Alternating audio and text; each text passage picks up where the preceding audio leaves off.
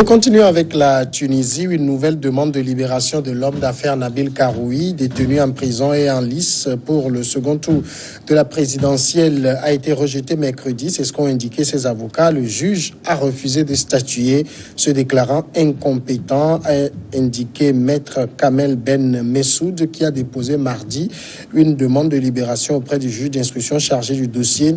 Nous allons faire appel, a-t-il ajouté. Le tribunal n'a pas répondu aux demandes de confirmation. Monsieur Karoui, un mania des médias poursuivi depuis 2017 pour blanchiment d'argent et évasion fiscale. Il a été arrêté le 23 août dernier. La date de son arrestation, 10 jours avant le début de la campagne, avait suscité des interrogations sur une instrumentalisation de la justice par le politique. Thierry Afanouko, beaucoup se disaient qu'avec sa qualification pour le second tour, la justice allait trouver les moyens de le libérer, mais non. Oui, en principe, je crois que son dossier doit être revu et que on puisse le relasser, même si c'est sous caution, pour lui permettre de battre campagne véritablement, parce que là où se situe maintenant en jeu, on a besoin beaucoup plus de lui sur le terrain.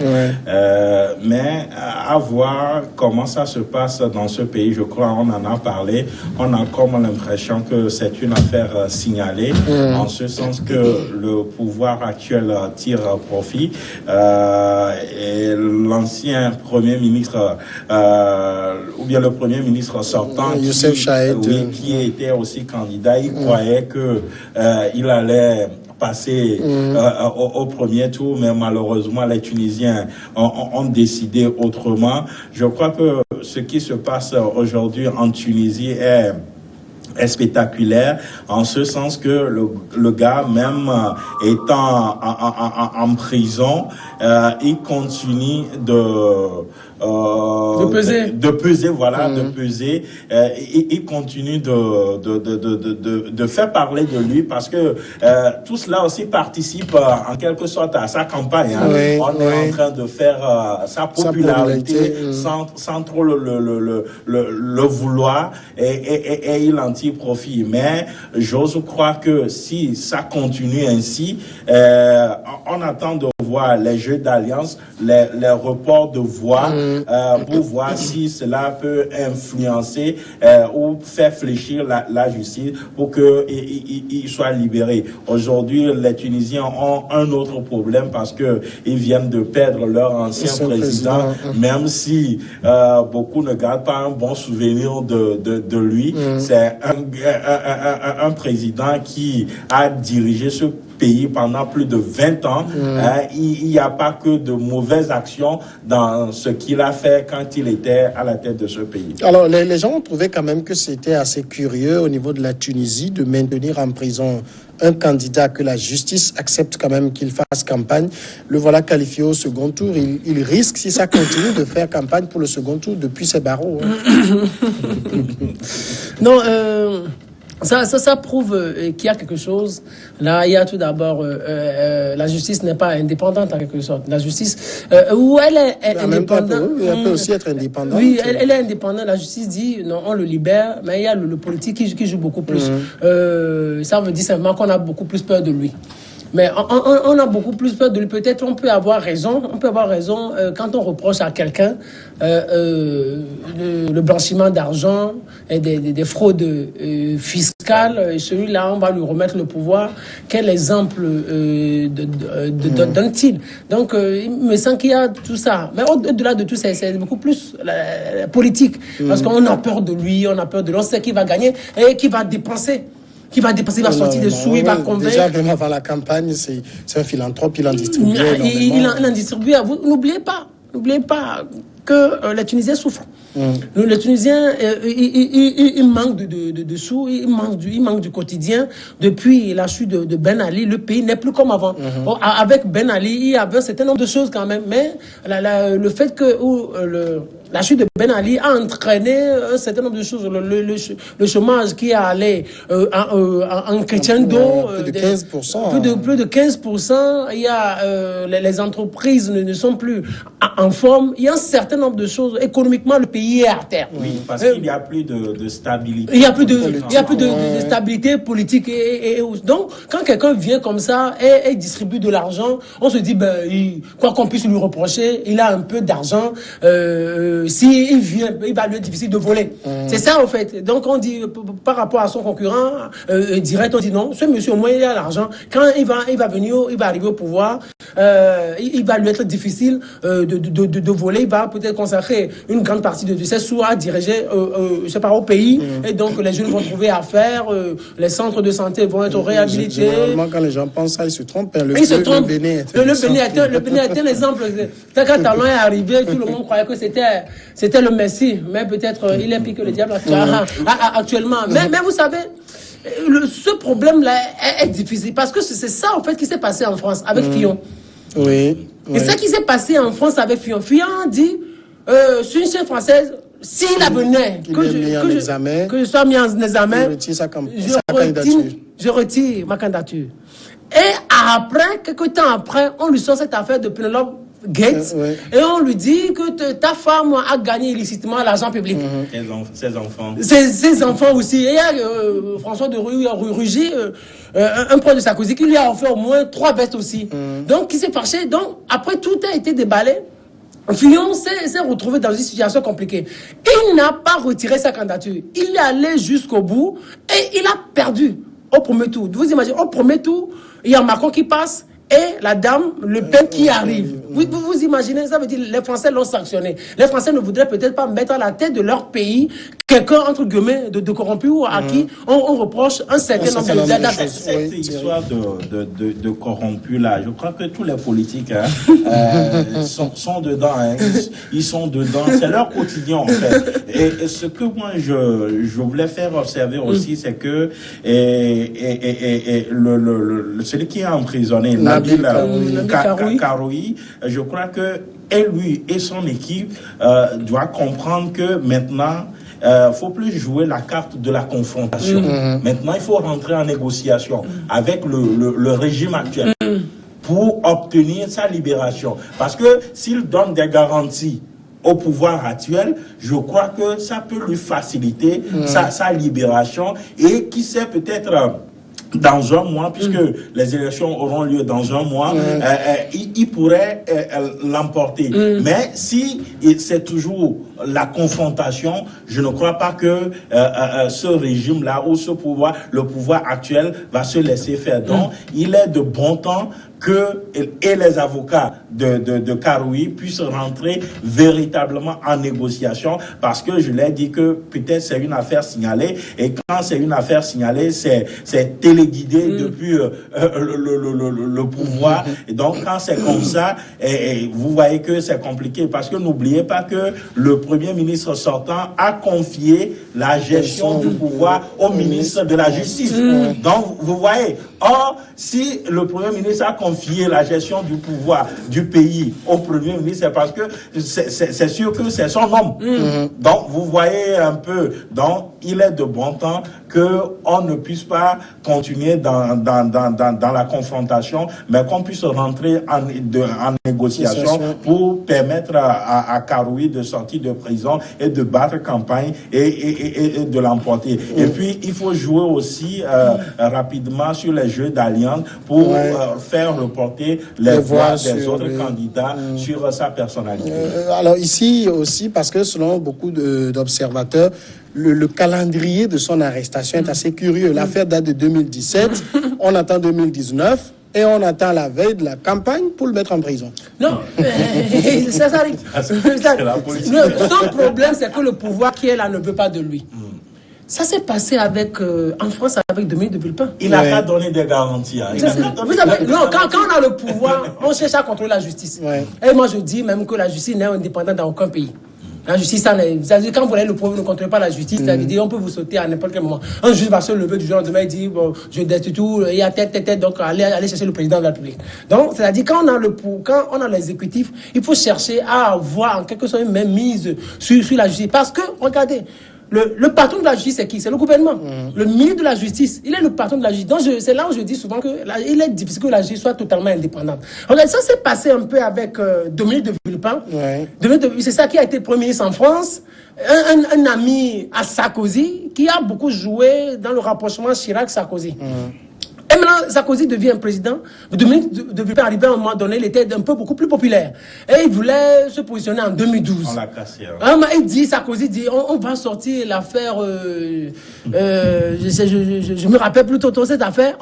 Maintenant, on sort Clearstream. Voilà, l'affaire Clearstream. On sent cette affaire-là, Dominique de Villepin. Sarkozy même était concerné par cette affaire. Il y avait les preuves de Chirac. Mais qu'est-ce qu'il voulait? Parce qu'il craignait Dominique de Villepin, Sarkozy sur cette affaire-là. On va au tribunal, on condamne Dominique de Villepin. Et moi, c'est la phrase que j'ai gardée depuis 2011. Dominique de Villepin qui sort devant les caméras et dit bien sûr, on vient de me condamner. Ça prouve à combien de fois notre justice n'est pas indépendante. C'est une politisation, donc il y a une instrumentalisation de la justice. Regardez en France, 5e puissance du monde, un pays tellement démocratique. Et dans ce pays aussi, la justice n'est pas indépendante. Donc ce qui se passe en clair, en Tunisie, c'est qu'on est en train d'instrumentaliser la justice. Les juges peuvent beau dire tout ce qu'ils veulent, mais si le politique n'est pas d'accord avec la libération de Karoui, il lui sera difficile d'être libéré. Le politique ne veut pas de lui. Thierry a dit quelque chose d'intéressant. Il faut aller négocier.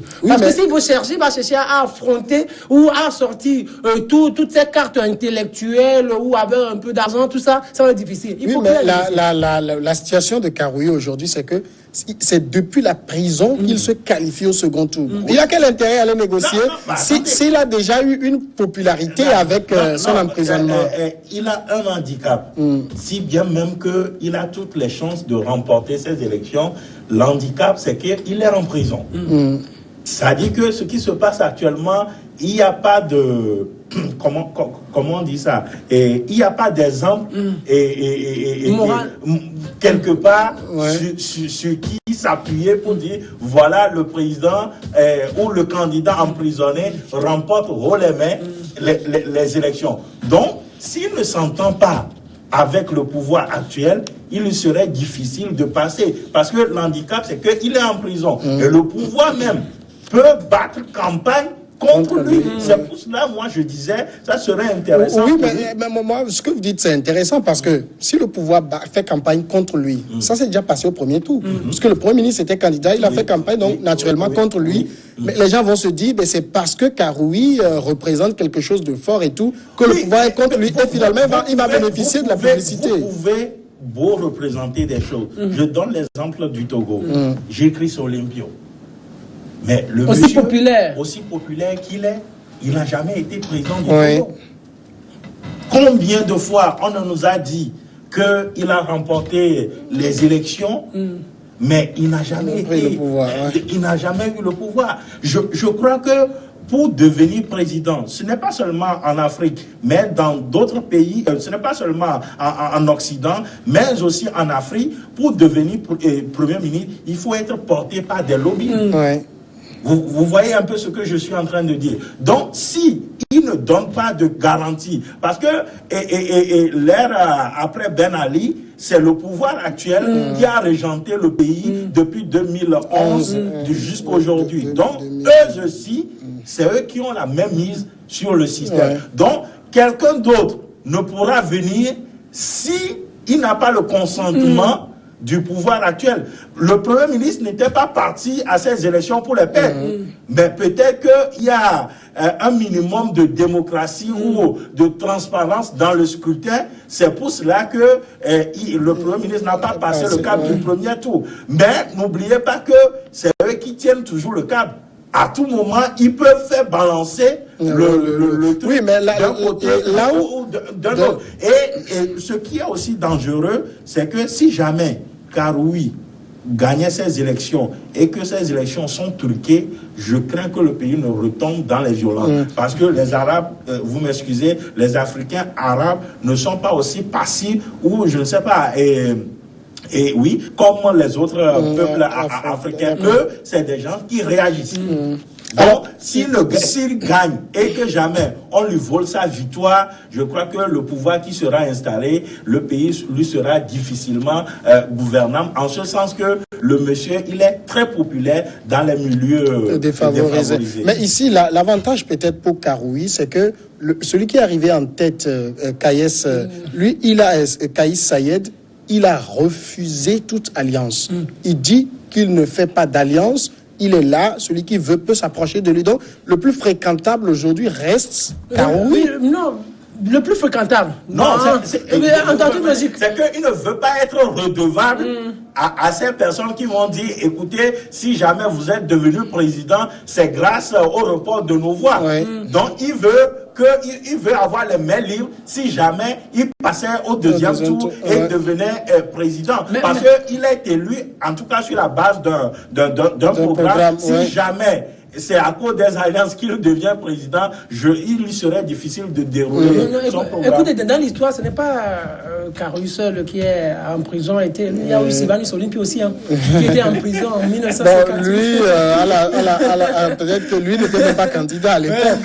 Les gens ont gagné, on est allé le prendre. On est allé le prendre là. Donc, il était le président du CUT, non? Oui, il était le président du CUT. Donc, il est devenu Premier ministre comme ça, donc Bibi en prison. Donc, en prison, on peut faire beaucoup de choses. Donc, je continue.